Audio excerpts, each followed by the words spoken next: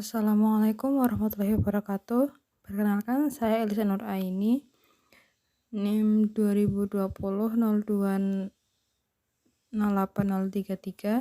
Di sini saya akan mempresentasikan pemasaran internasional dengan dosen pengampu Ibu Titi Haryanti, SEMSI. Yang pertama yaitu pemasaran internasional. Pemasaran internasional merupakan metode yang digunakan untuk memasarkan produk dan layanan di banyak negara. Hal ini dilakukan supaya perusahaan dapat memperluas jangkauan bisnisnya ke seluruh dunia. Dalam prosesnya, dibutuhkan manajemen pemasaran internasional yang terintegrasi agar sebuah perusahaan dapat mengembangkan strategi pemasarannya secara luas. Ini menjadi penting untuk dilakukan supaya perusahaan dapat menguasai dan mempersiapkan diri, sebab manajemen pasar internasional berbeda dengan pasar lokal yang mungkin sudah perusahaan ketahui. Ada beberapa langkah manajemen pemasaran internasional. Yang pertama yaitu mengetahui keadaan lingkungan internasional, yang kedua mempunyai tujuan serta kebijakan yang jelas, yang ketiga mengetahui sasaran pasar internasional yang diincar, yang keempat memiliki program pemasaran, yang kelima mempunyai organisasi pemasaran, dan yang keenam melakukan proses pengendalian dan evaluasi. Selanjutnya ada strategi pemasaran internasional. Dalam menjalankan strategi pemasaran internasional, tiap perusahaan dapat memilih metode yang paling sesuai bagi produk dan sasaran pasarnya. Ada beberapa strategi yang digunakan perusahaan untuk dapat bersaing di pasar global. Yang pertama yaitu ada Customer Lifetime Value. Customer Lifetime Value adalah nilai sekarang dari arus kas atau profit di masa depan yang diberikan seorang konsumen dikaitkan dengan hubungannya dengan perusahaan. Strategi CLV ini menekankan pemasar untuk dapat memenuhi kepuasan dan memaksimalkan pelayanan kepada pelanggan untuk jangka panjang. Yang kedua ada experiential marketing. Dalam proses pemasaran pengalaman, targetnya terfokus pada pengalaman yang akan didapatkan oleh konsumen ketika mengonsumsi produk. Pemasaran ini menggabungkan elemen logika, emosi, dan tindakan untuk menjadi penghubung antara produk dengan konsumen. Yang ketiga ada Blue Ocean Strategy. Strategi ini memiliki tujuan untuk menciptakan permintaan pasar yang baru. Dalam Blue Ocean Strategy, permintaan diciptakan, bukan direbut, sehingga perusahaan memiliki kesempatan besar untuk tumbuh dan mendapatkan keuntungan. Yang keempat ada ekuitas merek atau brand equity. Dalam hubungan dengan merek, ada beberapa sikap yang dapat diambil oleh konsumen, yaitu 1. Mengganti merek karena harganya, 2. Tidak memiliki alasan kuat untuk mengganti merek, 3. Akan merasa rugi jika mengganti merek, 4. Menganggap merek sebagai teman, dan yang terakhir terikat pada merek. Kemudian ada kualitas jasa atau service quality. Pada strategi ini, keunggulan kompetitif perusahaan dapat dicapai melalui pelayanan penghantaran produk yang baik. Seluruh proses pemasaran didominasi oleh elemen jasa dibandingkan dengan elemen fisik produk itu sendiri. Selanjutnya ada tanggung jawab sosial perubahan. Kebijakan CSR ini mengarahkan perusahaan untuk dapat menjalankan perusahaannya untuk mematuhi hukum, standar etika, dan aturan internasional yang berlaku. Yang selanjutnya ada manajemen hubungan konsumen.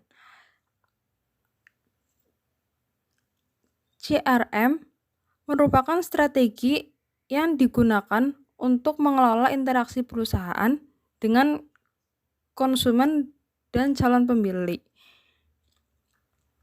Yang kedelapan ada network marketing. Umumnya strategi ini dikenal dengan istilah multi-level marketing. Pada dasarnya, strategi ini merupakan strategi penjualan langsung yang melibatkan struktur pengusaha tertentu. Masing-masing pengusaha tidak hanya bertanggung jawab untuk menjual produk, tetapi juga untuk membangun jaringan di bawahnya yang nantinya akan memberikan keuntungan dalam hal finansial. Komunikasi yang digunakan dalam multi-level marketing ini adalah word to mouth, yang strukturnya dibangun berdasarkan kepercayaan antar pengusaha. Terdapat beberapa prinsip yang perlu dijalankan agar multi-level marketing dapat bekerja dan menguntungkan bagi perusahaan maupun pengusaha itu sendiri. Yang pertama yaitu sistem, kedua produk, dan ketiga manusia. Selanjutnya ada perjanjian internasional. Perjanjian internasional adalah suatu persetujuan antara subjek-subjek hukum internasional yang menimbulkan kewajiban-kewajiban yang mengikat dalam hukum internasional. Perjanjian itu dapat dibentuk bilateral atau antara dua negara maupun multilateral atau dibuat lebih dari dua negara. Sementara merujuk ke Undang-Undang Nomor 24 Tahun 2004, perjanjian internasional adalah perjanjian dalam bentuk nama tertentu yang diatur dalam hukum internasional yang dibuat secara tertulis dan menimbulkan hak dan kewajiban di bidang hukum. Perjanjian internasional juga bisa diartikan sebagai perjanjian antar negara dalam menjalin hubungan internasional sebagai mengatur batasan-batasan dalam kerjasamanya dan juga menghasilkan hak kewajiban yang harus dipertanggungjawabkan oleh negara-negara tersebut. Adapun definisi menurut para ahli, yaitu yang pertama, menurut Mohtar Kusuma Atmawijaya, menyebutkan bahwa perjanjian internasional adalah perjanjian yang diadakan antar negara yang bertujuan menciptakan akibat-akibat hukum tertentu. Yang kedua ada George Schwarzenberg, menyatakan bahwa perjanjian internasional adalah suatu persetujuan antara subjek-subjek hukum internasional yang menimbulkan kewajiban-kewajiban yang mengikat dalam hukum internasional. Dan yang terakhir ada Michel Valley, menyatakan bahwa perjanjian internasional adalah sebuah perjanjian yang melibatkan dua atau lebih negara atau subjek internasional dan diatur oleh hukum internasional. Dan selanjutnya ada tahap-tahap perjanjian internasional. Yang pertama yaitu ada perundingan. Perundingan adalah perjanjian tahap pertama dalam proses pembuatan perjanjian internasional. Yang kedua ada penandatanganan, yaitu tahap kedua pembuatan perjanjian internasional adalah penandatanganan. Tahap ini dilakukan oleh para menteri luar negeri atau kepala pemerintahan. Dan yang terakhir ada pengesahan. Tahap yang ketiga dalam pembuatan perjanjian internasional adalah pengesahan ratifikasi. Tahap penandatanganan atas perjanjian hanya bersifat sementara dan masih harus dikuatkan dengan pengesahan atau penguatan melalui ratifikasi oleh setiap negara yang terlibat. Untuk selanjutnya ada hukum internasional. Hukum internasional adalah bagian hukum yang mengatur aktivitas entitas berskala internasional yang terdapat hubungan dengan masyarakat internasional. Hubungan internasional merupakan keseluruhan kaedah dan asas yang mengatur hubungan atau persoalan yang melintasi batas negara antara negara dengan negara dan negara dengan subjek hukum lain, bukan negara atau subjek hukum bukan negara satu sama lain. Adapun definisi menurut para ahli. Yang pertama dari J.G. Stark menyatakan bahwa pengertian hukum internasional adalah sistem hukum yang sebagian besar terdiri dari prinsip dan aturan yang biasa ditaati dalam hubungan antar negara. Yang kedua dari Rebecca M. Wallace menyatakan bahwa hukum internasional adalah peraturan dan norma yang mengatur negara dan entitas lain yang dikenal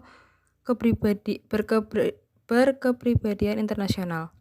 Yang ketiga ada dari F. Sugeng Istanto menyatakan bahwa hukum internasional adalah kumpulan ketentuan hukum yang berlakunya dipertahankan oleh masyarakat internasional.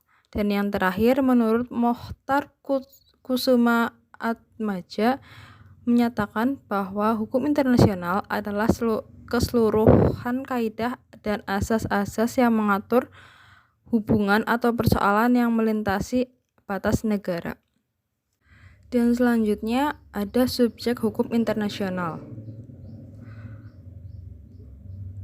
Diterangkan oleh Mohtar Kusuma Atmaja, subjek hukum internasional adalah sesuatu yang menurut hukum dapat memiliki hak dan kewajiban serta memiliki kewenangan untuk melakukan hubungan hukum atau bertindak menurut hukum menurut ketentuan hukum internasional yang berlaku. Subjek hukum internasional terdiri dari 6 jenis, yaitu yang pertama negara, yang kedua organisasi internasional, yang ketiga Palang Merah Internasional, yang keempat Tahta Suci Vatikan, yang kelima pemberontak, dan yang terakhir individu. Lalu ada kejahatan lintas negara.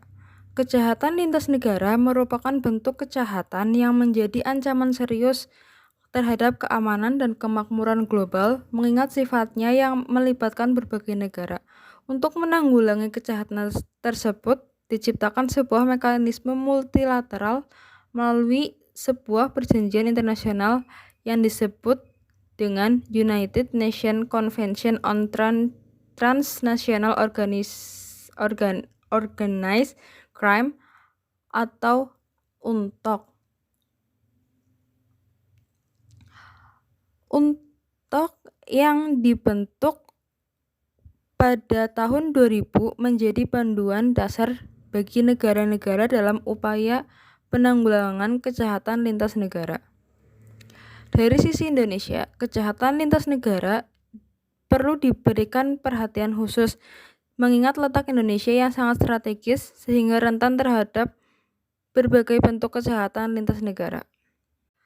Adapun jenis-jenis kejahatan lintas negara di Indonesia, yaitu perdagangan orang dan penyelundupan manusia, yang kedua kejahatan korupsi, yang ketiga kejahatan narkotika dan obat-obatan terlarang atau narkoba, yang keempat kejahatan perikanan, dan yang terakhir kejahatan lintas negara baru dan berkembang. Sekian presentasi dari saya, kurang lebihnya mohon maaf. Wassalamualaikum warahmatullahi wabarakatuh.